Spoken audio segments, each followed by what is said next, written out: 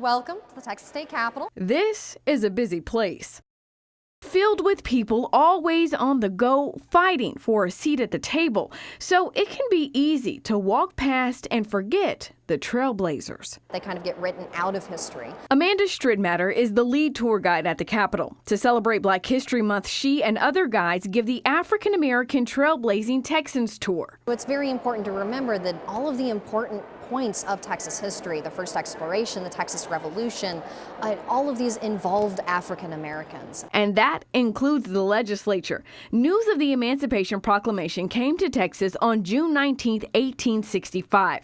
3 years later, 10 African Americans were elected to the Texas Constitution Convention, creating a constitution that gave black men the right to vote. So when the 12th Texas legislature met in 1870, there were black lawmakers. There's actually a fair number of them, and they're able to enact a few changes. But they couldn't change the rise of Jim Crow, and the Capitol you see today was built on the backs of black men. We didn't actually pay money for this original Capitol. We traded land to a group of investors, and part of that deal was that they would be able to use convict labor here in Texas to help keep the costs of building the Capitol down. A lot of these folks are people who were arrested on largely trumped up charges from the Jim Crow era.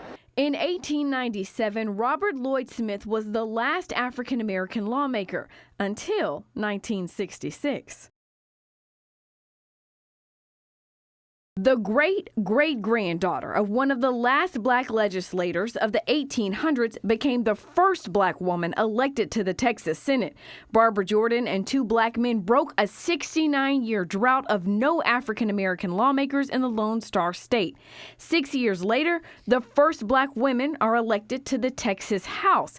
Eddie Bernice Johnson, who is now a congresswoman, and Synfronia Thompson. In my 45 years serving in the Texas House, I witnessed all kinds of politics. The longest-serving African-American and longest-serving woman in the Texas legislature's history is still in office today at 80 years young. You know, God didn't touch Moses until he was 80 years old to leave the children out of Israel. Following her calling hasn't always been easy. When Thompson first came into office, it was a different time for women. Couldn't even have a credit card. Not even for Macy's or Penny's. You couldn't own a credit card, even if you had your own money.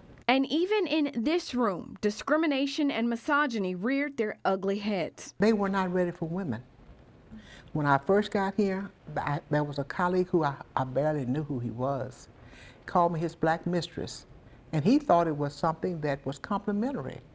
But you know, in our culture, that was a great put down. Thompson gave a speech on the floor that became a part of history. I had to tell them that I was a duly elected member of this body, and that I was demanding respect, and they must respect me, or else I was going to have to take matters in my own hands. Miss T, as she's affectionately called, a living piece of black history, still working because she says there is much more to fight for under this majestic dome to ensure all Texans have a seat at the table.